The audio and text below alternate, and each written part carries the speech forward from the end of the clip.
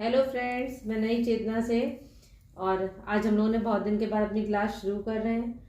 लेकिन आज हम लोग फिर रिप्रोडक्टिव सिस्टम के कुछ 15 क्वेश्चन लेके आए हैं, जिसमें उसी का सिस्टम है पूरा।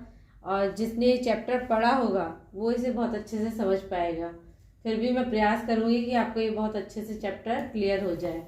इन 15 क्वेश्चन में ही हम इस चैप्टर को क्लियर कर लेंगे और इसी से 15 क्वेश्चन की वीडियो हमारी फिर आगे की रहेगी। ठीक है, पहला क्वेश्चन है हमारा जाइगोट। आप लोग कॉपी पेन ले लीजिए और कॉपी पेन से अपना आंसर टिक करते रहिए, जिससे कि आपको खुद याद हो जाएंगे क्वेश्चन। सबसे पहले है कि जाइगोट क्या है। जाइगोट हम लोग समझते हैं जिसे हम एक नया कोश कहते हैं, एक नया जीव कहते हैं। अब ये नया जीव आया कैसे? हम लोग जानते हैं कि जब एक मेल और फीमेल में जो प्रोसेस होता है स्पर्म और ओवम दोनों मिलके जो फर्टिलाइजेशन का प्रोसेस करते हैं, उसमें एक नए जीव की रचना होती है। उसी को हम लोग कहते हैं जाइगोट। तो जाइगोट हम कह सकते हैं कि एक नया कोश है जो स्पर्म और ओवम के फर्टिलाइजेशन प्रोसेस से होता है, जिसे हम एक नया कोश और एक नया जीव कहते हैं। तो हमें जाइगोट समझ में आया। जाइगोट क्या है? जब निषेचन का प्रोसेस होता है, फर्टिलाइजेशन होता है, उसी पे एक नया जीव की उत्पत्ति होती है और उस नए जीव को हम लोग जाइगोट कहते हैं। दूसरा क्वेश्चन है एक्टोपिक गर्भावस्था क्या है। ये एक्टोपिक गर्भावस्था क्या है? ये एक समस्या है। देखा जाए गर्भावस्था की कोई स्टेज नहीं है, ये एक समस्या है जो 50-60 महिलाओं में किसी एक ही महिला को ये होती है। अब जैसे ये क्या है, इसमें जो है गर्भवती महिला का शरीर पीला पड़ने लगता है, एनीमिया, थकान, पसीना और पेट में ऐंठन। जब ये सारी प्रॉब्लम्स होने लगती हैं तो डॉक्टर्स जो होते हैं आपका पेल्विक टेस्ट करते हैं। उस पेल्विक टेस्ट में आपको पता चलता है कि एक्टोपिक गर्भावस्था है। एक्टोपिक गर्भावस्था क्या होती है कि जब आपका बेबी या भ्रूण जो होता है गर्भावस्था में गर्भ में ना पहुंच के वो केवल फ्लोपियन ट्यूब में रह जाता है, डिम्बाइनी नली में रह जाता है, उसको हम एक्टोपिक गर्भावस्था कहते हैं। तो फ्रेंड्स, ये एक समस्या है। ये बहुत मुश्किल से ही 50-60 लेडी के बीच में किसी एक लेडी को हो सकती है। और क्यों हो जाती है ये?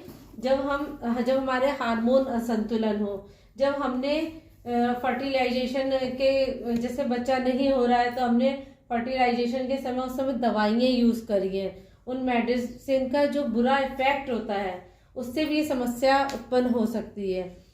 तो ये एक समस्या है। फिर आता है निषेचन की प्रक्रिया। तो यही हमने अभी आपको पहले ही क्वेश्चन में क्लियर कर दिया कि जो फर्टिलाइजेशन है, निषेचन की प्रक्रिया होती है, ये किस में होती है? ये फ्लोपियन ट्यूब में होती है। तो हमारे ये 3 क्वेश्चन सॉल्व हो गए। और आप लोग सब इसको लिखते रहिए, क्वेश्चंस बहुत इंपॉर्टेंट है। और ऐसे ही हम 15 क्वेश्चन की वीडियो फिर लेके आएंगे। अब हम पढ़ते हैं कॉर्पस ल्यूटियम साबित करता है। सबसे पहली बात, कॉर्पस ल्यूटियम होता क्या है? तो रिप्रोडक्टिव सिस्टम के अंतर्गत हम पढ़ते हैं कि जब अंडाणु जो होता है वो एक कोश बनाता है, जिसको हम फॉलिकल कहते हैं। जब फॉलिकल से जब वो परिपक्व हो जाता है तो फॉलिकल की परत को फाड़ के बाहर निकल आता है। उस फॉलिकल में रक्त के थक्के जम जाते हैं। रक्त के थक्के जमने के बाद ये एक टिश्यू बन जाता है, जिसे हम कॉर्पस ल्यूटियम कहते हैं। और ये क्या है? ये गर्भावस्था के समय काम करता है। इसमें हार्मोन्स जो स्रावित होते हैं वो होते हैं प्रोजेस्टेरॉन और एस्ट्रोजन। तो एस्ट्रोजन की हम अगर बात करें तो एस्ट्रोजन चलिए ये एस्ट्रोजन के कार्य नीचे आपको बताएंगे। फिर हमारा क्वेश्चन आ गया कि जब जाइगोट डिम्बाइनी में स्थापित होता है तो उसे क्या कहते हैं। अब हमने आपको बताया था कि जब जाइगोट हमारा गर्भाशय में ना जाकर हमारा डिम्बाइनी में स्थापित हो जाता है, फ्लोपियन ट्यूब में ही रह जाता है, तो उसको हम कौन सी अवस्था कहते हैं? एक्टोपिक गर्भावस्था, जो कि एक समस्या है। फिर हमने पढ़ा जो लेडीज में मासिक चक्र का जो समय होता है वो क्या कहलाता है? तो उसको फ्रेंड्स कहते हैं रजो दर्शन। क्या कहते हैं? रजो दर्शन कहते हैं। फिर हमने पढ़ा गर्भकालीन अवस्था। गर्भकालीन अवस्था हम लोग किसे कहते हैं? गर्भकालीन की अवस्था मतलब जो गर्भ धारण जब करते हैं और बेबी के पैदा होने तक, यानी कि गर्भ धारण से जन्म तक की अवस्था गर्भकालीन अवस्था कहलाती है।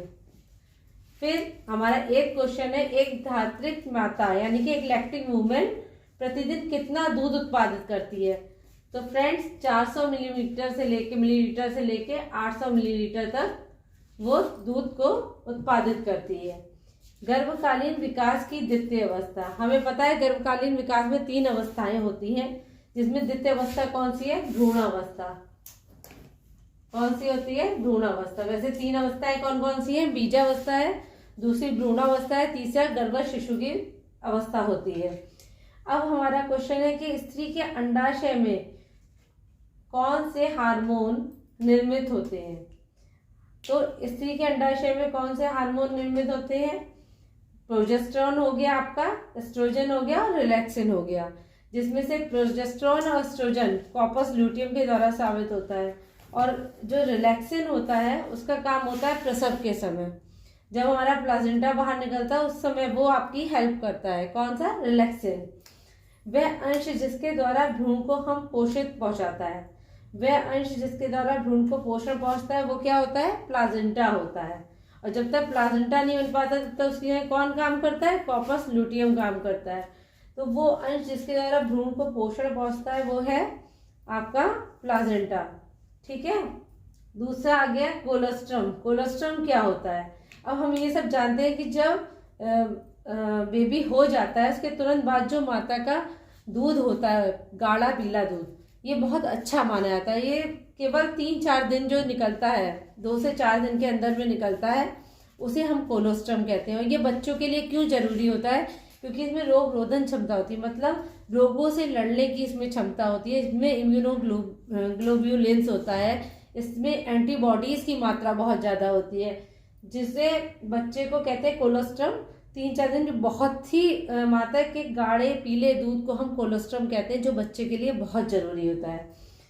और फ्रेंड्स वैसे भी हम लोग कहते हैं कि 6 महीने तक जब तक बच्चा हो जाए तो माँ को अपना दूध पिलाना चाहिए, उसे फीड कराना चाहिए।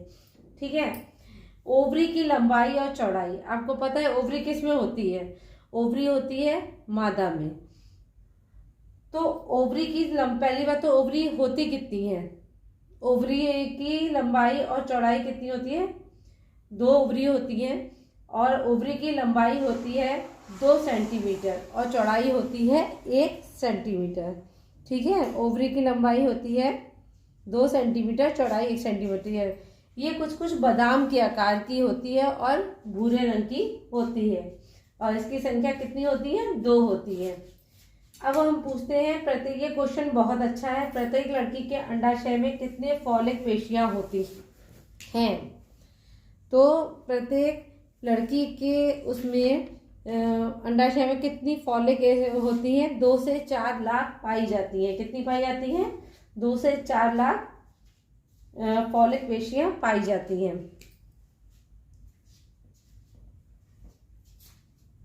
हमारा आखिरी क्वेश्चन है एस्ट्रोजन के कार्य क्या होते हैं? अभी हमने पढ़ा कॉर्पस ल्यूटियम के द्वारा 2 हार्मोन साबित होते हैं, और ये सब प्रेगनेंसी में ही हेल्प कर रहे हैं। तो एक प्रोजेस्टेरॉन हो गया, दूसरा एस्ट्रोजन हो गया। प्रोजेस्टेरॉन क्या करता है? गर्भाशय में जो उसके अंदर जो सतह होती है वो गद्देदार बनाता है, मतलब गर्भाशय की जो भीतरी जो अस्तर कह लीजिए, अस्तर, वो एक चिकना मोटा आरामदायक बनाने का काम कौन कर रहा है? प्रोजेस्टेरॉन कर रहा है। और दूसरे एस्ट्रोजन क्या करता है?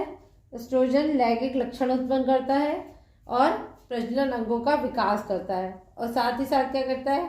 जो शारीरिक मानसिक जो लक्षण होते हैं वो भी उत्पन्न करता है। कौन? एस्ट्रोजन। तो ये हमारे फ्रेंड्स आज के 15 क्वेश्चन रहे। मैं आशा करती हूँ कि आपको ये चैप्टर जितना मैंने समझाया आपको बहुत कुछ क्लियर होगा। अपने क्वेश्चंस, अपने रिव्यू सब कमेंट बॉक्स में हमको दीजिए, जिससे हमें पता चले कि हमने आज के जो आपको पढ़ाया आपको कितना समझ में आया। ठीक है फ्रेंड्स, फिर मिलेंगे 15 क्वेश्चन के साथ इसी चैप्टर में। Okay, bye bye.